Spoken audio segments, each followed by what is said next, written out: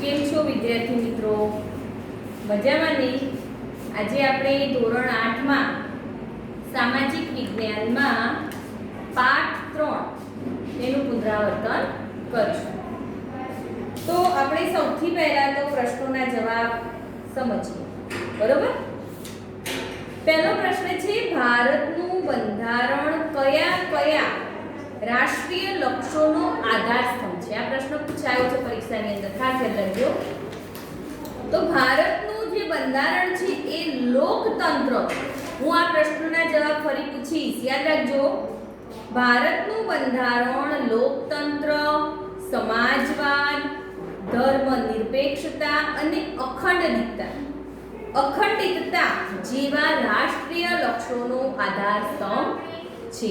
કેટલા યાદ રાખવાના છે? જુઓ, 1 2 3 અને 4. પહેલું કયું? લોકતંત્ર. બીજું કયું? સમાજવાદ. ત્રીજું કયું? ધર્મનિરપેક્ષતા. અને ચોથું અખંડિતતા. આ 4 લક્ષ્યો છે. આ જે 4 લક્ષ્યો એ રાષ્ટ્રીય લક્ષ્યોનો આધારસ્તંભ છે. ખબર પડી? હવે બીજો પ્રશ્ન જોઈએ. તો બંધારણ સભાએ તેની કામગીરી ક્યારે શરૂ કરી? આ પ્રશ્ન પણ પૂછાયો છે. તો બંધારણ સભાએ જ્યારે એની કામગીરી, બંધારણ ઘડવાનું કીધું હતું ને આપણે, જ્યારે આપણો દેશ આઝાદ થયો ત્યારે બંધારણ ઘડવાની પ્રક્રિયા ચાલુ કરી, ત્યારે એ શરૂઆત ક્યારે કરી? તો બંધારણ ઘડવાની બંધારણ સભાએ તેની કામગીરી 9 ડિસેમ્બર, યાદ રાખજો તારીખ, 9 ડિસેમ્બર 1946 ના રોજ. કઈ તારીખ? 9 ડિસેમ્બર 1946 ના દિવસથી શરૂ કરી. હવે બીજો આગળનો પ્રશ્ન, બંધારણ સભામાં એંગ્લો ઇન્ડિયનોનું પ્રતિનિધિત્વ કોણે કર્યું હતું? તો જ્યારે બંધારણ સભામાં એંગ્લો ઇન્ડિયનોનું પ્રતિનિધિત્વ ફ્રેન્ક એન્થનીએ કર્યું હતું. કોણે કર્યું હતું? Frank Anthony. બંધારણ સભામાં પારસીઓનું પ્રતિનિધિત્વ કોણે કર્યું હતું? તો બંધારણ સભામાં પારસીઓનું પ્રતિનિધિત્વ એચ.પી. મોદીએ કર્યું હતું.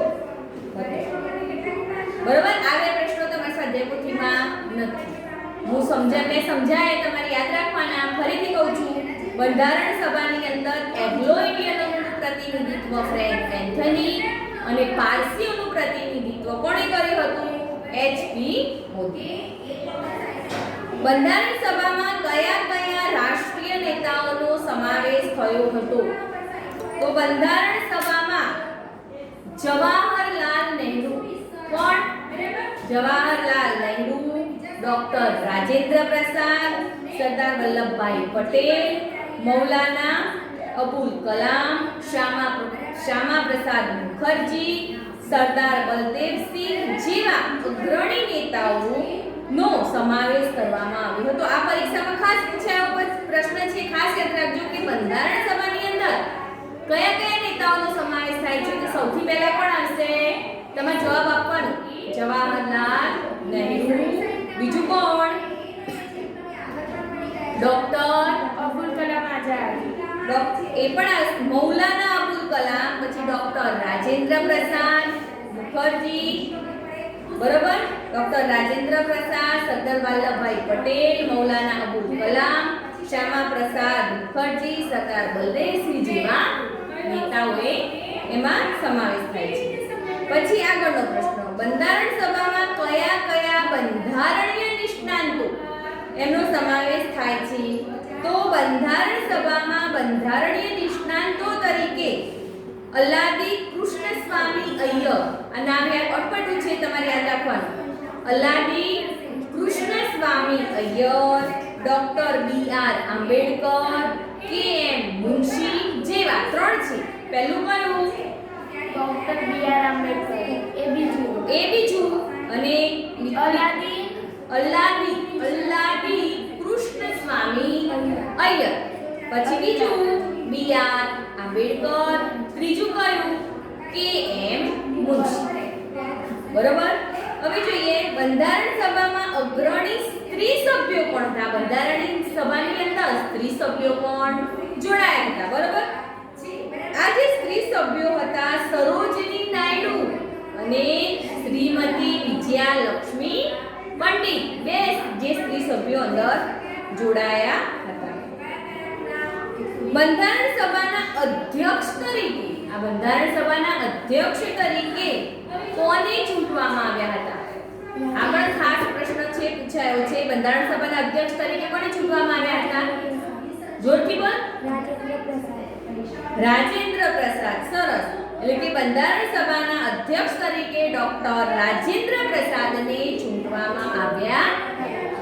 આગળનો પ્રશ્ન, બંધારણની ખરડા સમિતિ કોના અધ્યક્ષપદે રચવામાં આવી હતી?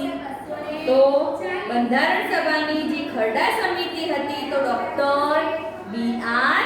આંબેડકર એમના અધ્યક્ષપદે બંધારણની ખરડા સમિતિની રચના કરવામાં આવી હતી. બંધારણ સભાએ બંધારણને ક્યારે પસાર કર્યું? શરૂઆત તો ક્યારે કરી હતી? બંધારણ ઘડવાની શરૂઆત તો 9 ડિસેમ્બર આપણે આગળ જોઈ ગયા. 9 ડિસેમ્બર 1946. પણ તે ક્યારે પસાર કરવામાં આવ્યું? ક્યારે શરૂ કર્યું? એટલે કે બંધારણ સભાએ બંધારણને ક્યારે પસાર કર્યું? તો 26 નવેમ્બર 1949 ના દિવસે બંધારણ સભાએ બંધારણને પસાર કર્યું. બરોબર. આગળ, ભારત ધર્મની દ્રષ્ટિએ કેવી ભાવના ધરાવતું રાષ્ટ્ર છે? તો આપણો ભારત દેશ છે, ભારત ધર્મની દ્રષ્ટિએ કેવું છે? તો બિન સાંપ્રદાયિક, પોતાનો ધર્મ પાળવાની સ્વતંત્રતા છે. બરોબર. એમાં કોઈને એવું એ રીતે હક કરવામાં નથી આવ્યો, ના ભાઈ તારા જ ધર્મ પાળવાનો છે. બરોબર. એટલે કે દરેકને પોતાનો ધર્મ પાળવાની સ્વતંત્રતા છે. એટલે કે એમ પૂછાય કે ભારત ધર્મની દ્રષ્ટિએ કેવી ભાવના ધરાવતું રાષ્ટ્ર છે? તો બિન સાંપ્રદાયિકતા. બરોબર.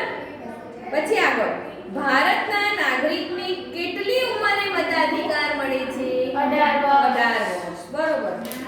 આગળ, તો કેન્દ્ર સરકારના અંગો કયા કયા છે? 3 છે. કયા કયા? તો કેન્દ્ર સરકારના 3 અંગો છે. પહેલું કયું? સંસદ. બીજું કારોબારી અને ત્રીજું ન્યાયતંત્ર. બરોબર. એમ પૂછાય કે કેન્દ્ર સરકારના અંગો છે તે શું કાર્ય કરે છે? તો પહેલું તો સંસદ છે તે કાયદા ઘડવાનું કામ કરે છે. સંસદ શું કામ કરે છે? કાયદા ઘડવાનું કામ કરે છે. જ્યારે કારોબારીને મંત્રીમંડળ પણ આપણે કહી શકીએ. બરોબર. જ્યારે મંત્રીમંડળ શું કામ કરે છે? જે કાયદાઓ સંસદ જે કાયદાઓ ઘડે ને એ કાયદાઓનો અમલ કરાવવાનું કામ કરે. અને આ કાયદાનો અમલ કર્યો કે ના ખ્યાલ આવ્યો? એ કાયદાઓનો અમલ કરાવવાનું કામ કરે છે. અને જ્યારે ન્યાયતંત્ર છે એ શું કામ કરે છે? ન્યાય આપવાનું કામ કરે છે. જે કાયદાનો ભંગ કરે એની સજા આપવાનું કામ ન્યાયતંત્ર કરે છે. ખબર પડી ગઈ ને એમાં? હવે મૂળભૂત અધિકારોને શું કહેવામાં આવે છે? તો મૂળભૂત અધિકારોને ભારતીય બંધારણનો અંતરાત્મા કહેવામાં આવે છે.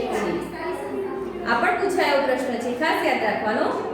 બંધારણનો અમલ ક્યારથી કરવામાં આવ્યો? અમલ પસાર ક્યારે કર્યો? તો સૌથી પહેલા શરૂઆત ક્યારે કરી? 9 ડિસેમ્બર 1946. પસાર ક્યારે કર્યો? 26 નવેમ્બર 1949 ત્યારે પસાર કર્યો. પણ અમલમાં ક્યારે કર્યો? તો 26મી જાન્યુઆરી 1950 ના દિવસથી સ્વતંત્ર ભારતના બંધારણનો અમલ કરવામાં આવ્યો. ખબર પડી ગઈ ને? આગળ, આપણા બંધારણમાં કઈ વિશેષતાઓ છે? તો જોઈએ આપણે પહેલી વિશેષતા તો લોકશાહી શાસન પદ્ધતિ. આપણા ભારત દેશની અંદર કઈ શાસન પદ્ધતિ છે? લોકશાહી શાસન પદ્ધતિ છે ને. લોકશાહી શાસન પદ્ધતિ તો પહેલી કઈ વિશેષતા હશે? લોકશાહી શાસન પદ્ધતિ. બીજી ધર્મનિરપેક્ષતા. કઈ આવશે? ધર્મનિરપેક્ષતા. ત્રીજું કયું આવશે? પ્રજાસત્તાક રાજ્ય. આપણો ભારત દેશ કેવો છે? પ્રજાસત્તાક. બરોબર. બીજું પ્રજાનું સાર્વભૌમત્વ. અને આગળ પાંચમું સમાજવાદી સમાજ રચના. 5 મુદ્દા યાદ રાખવાનો. પહેલો મુદ્દો કયો? પહેલી વિશેષતા લોકશાહી શાસન પદ્ધતિ, બીજી વિશેષતા કઈ ધર્મનિરપેક્ષતા, ત્રીજી કઈ પ્રજાસત્તાક રાજ્ય, ચોથી કઈ પ્રજાનું સાર્વભૌમત્વ અને પાંચમી સમાજવાદી સમાજ રચના. ખબર પડી ગઈ? હવે આગળ. હવે બંધારણ એટલે શું? આ તમારી ટૂંક નોંધની અંદર પૂછાઈ શકે, પ્રશ્નની અંદર પણ છે, તમારે 4 માર્કમાં કે 5 માર્કમાં પૂછાયો પ્રશ્ન છે, ખાસ યાદ રાખજો. તો દેશનો વહીવટ વ્યવસ્થિત ચલાવવા માટે બનાવેલા નિયમોને બંધારણ કહેવામાં આવે છે. તમારે 1 માર્કમાં પ્રશ્ન પણ પૂછાય, ખાલી એક જ બંધારણ એટલે શું વ્યાખ્યા આપો, અથવા બંધારણનો 1 માર્કનો પ્રશ્ન પૂછાય તો તમે આટલી 2 લીટી લખી શકો પહેલી. બરોબર? દેશનો જે વહીવટ છે વ્યવસ્થિત ચાલે. આપણો દેશનો વહીવટ એમને એમ ચાલે છે? ના, એમાં પણ શું જોઈએ? કેટલાક નિયમો જોઈએ. અને દાખલા તરીકે આપણે શાળાની જ વાત કરો, નિયમો છે કે નહીં?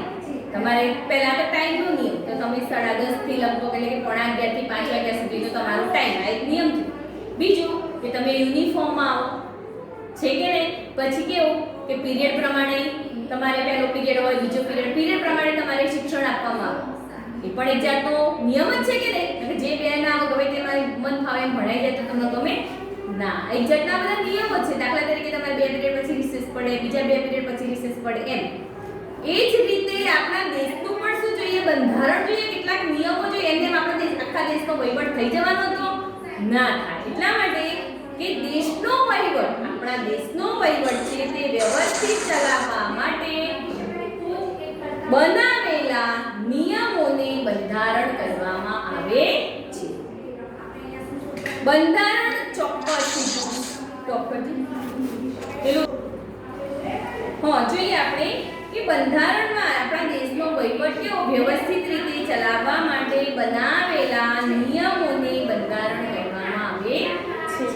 હવે બંધારણ ચોક્કસ સિદ્ધાંતો, ધ્યેયો અને આદર્શોને આધારે બનાવવામાં આવે છે. આ બંધારણ છે એમાં પણ શું જોઈએ? ચોક્કસ સિદ્ધાંતો જોઈએ, બરોબર? ધ્યેયો, આદર્શો એને આધારે બનાવવામાં આવે છે. બંધારણ કેવું લિખિત કે અલિખિત સ્વરૂપનું હોઈ શકે છે. તે પ્રજા દ્વારા ચૂંટાયેલા પ્રતિનિધિઓએ ઘડેલું હોવું જોઈએ, બરોબર? આગળ તો બંધારણની અનેક ઉદ્દેશો સિદ્ધ થાય છે. બંધારણ એ આદર્શોને સૂત્રબદ્ધ કરતો દસ્તાવેજ છે. બંધારણ દ્વારા દેશની સરકારનો પ્રકાર અને શાસન પદ્ધતિ નક્કી થાય છે. ખબર પડી ગઈ? આની અંદર પહેલા તો શું લખવાનું? બંધારણની વ્યાખ્યા, પછી બંધારણમાં શેનો સમાવેશ થાય છે? લખવાનું સિદ્ધાંતો, ધ્યેયો, આદર્શો એના આધારે બનાવવામાં આવે છે. પછી બંધારણ કેવું લેખિત સ્વરૂપનું પણ હોઈ શકે, અલેખિત સ્વરૂપનું પણ હોઈ શકે, અને પ્રજા દ્વારા જે ચૂંટાઈને આવેલા પ્રતિનિધિઓ દ્વારા ઘડેલું હોવું જોઈએ, બરાબર? હવે આગળ જોઈએ આપણે. તો ભારત છે કેવું છે? બિન સાંપ્રદાયિક દેશ છે. ભારત બિન સાંપ્રદાયિક દેશ છે. કેવો છે આપણો ભારત દેશ? કેવો છે? બિન સાંપ્રદાયિક. ભારતનું શાસન તંત્ર કોઈ ધર્મ કે સંપ્રદાયના આધારે ચાલતું નથી, બરોબર? ધર્મ કે સંપ્રદાયને આધારે નાગરિકો વચ્ચે કોઈ જાતનો પક્ષપાત કે ભેદભાવ રાખવામાં આવતું નથી. દાખલા તરીકે આપણે ભલે અલગ અલગ ધર્મના છીએ, પણ તમે એકબીજા પ્રત્યે ભેદભાવ રાખો છો ના. એટલે કે ધર્મની અંદર કોઈ પણ જાતનો પક્ષપાત પણ હોતો નથી અને ભેદભાવ પણ હોતો નથી. દેશના દરેક નાગરિકને પોતાની પસંદગીનો ધર્મ પાળવાની અને ગમે તે માન્યતા ધરાવવાની તેમજ તેનો પ્રચાર કરવાની સ્વતંત્રતા છે. એટલે કે ભારત દેશની અંદર ગમે તે જે તે નાગરિક હોય એને પોતપોતાનો ધર્મ પાળવાની કેવી છે? છૂટ છે, સ્વતંત્રતા છે. અને બીજાના ધર્મ ઉપર એટલે કે કોઈ પણ જાતનો પક્ષપાત રાખવો જોઈએ નહીં. અને પોતાના ધર્મની જે ધર્મ છે એનો પ્રચાર કરવાની પણ કેવી છે? સ્વતંત્રતા છે. ભારત સરકાર ધાર્મિક બાબતોમાં નિષ્પક્ષ અને તટસ્થ રહે છે. આથી કહી શકાય કે ભારત બિન સાંપ્રદાયિક દેશ છે. આવડી જાય એવો પ્રશ્ન છે, એકદમ ઈઝી છે, બરોબર? હમણાં બોલાવું છું. ભારત દેશને શા માટે પ્રજાસત્તાક દેશ કહેવામાં આવ્યો છે? તો પહેલા તો ભારત દેશમાં સરકારને લોકો પાસેથી, કોના પાસેથી? લોકો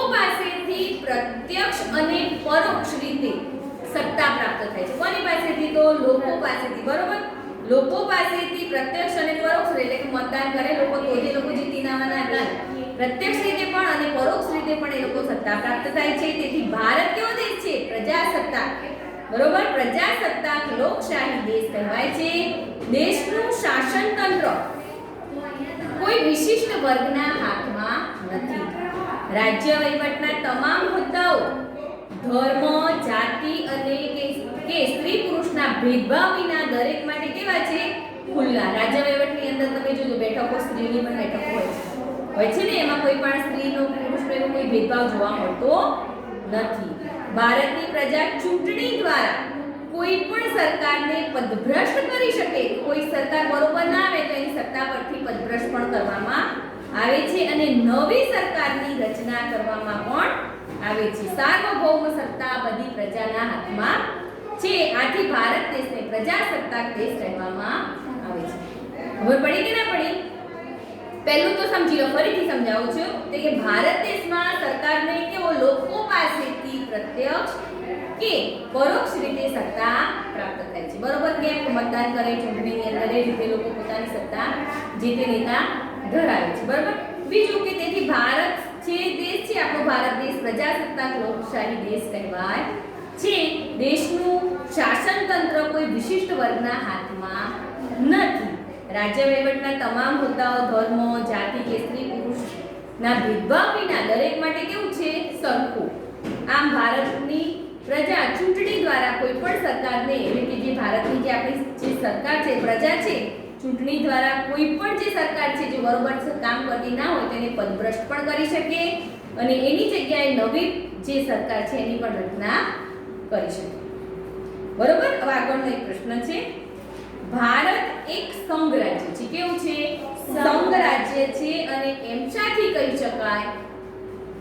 તો ભારત એ તેના ઘટક રાજ્યનો બનેલો સંઘ છે. એટલે કે બધા રાજ્યો ભેગા મળીને શું બને છે? સંઘ. સંઘ એટલે બધા ભેગા મળી કે આખું ભારત સંઘ સાથે જોડાય છે. જેમ કે આપણે આગળ જોયું તો પાકની અંદર પાકિસ્તાન સંઘ સાથે જોડાવું હોય, પાકિસ્તાન સંઘ સાથે જોડાય અને ભારત દેશની અંદર બધા ભારત સંઘની સાથે જોડાય કે બધા રાજ્યો ભેગા થાય. જેમ ગુજરાત, મહારાષ્ટ્ર, મધ્યપ્રદેશ બધા રાજ્યો ભેગા થયા, એક આખું શું બન્યું? સંઘ બન્યું. તો ભારત એક ઘટક રાજ્યનો બનેલો સંઘ છે. તેમાં કાયદા ઘડવા માટે વિષયોની સંઘ યાદી, રાજ્ય યાદી અને સંયુક્ત યાદીમાં વહેંચવામાં આવે છે. 3 યાદી નક્કી કરવામાં, એનામાં અલગ અલગ વિભાગો હોય, આ કાર્ય કરવાનું, આ કાર્ય કરવાનું એમ. બરોબર. યાદીમાં વહેંચવામાં આવે છે. સંઘ યાદીના વિષયો ઉપર કેન્દ્ર સરકારે ઘડેલા કાયદાઓનો સમગ્ર દેશને લાગુ પડે છે.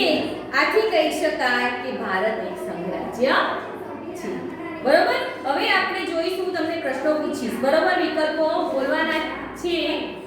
બરોબર. પહેલો વિકલ્પ, ભારતના બંધારણની શરૂઆત ક્યાંથી થાય છે?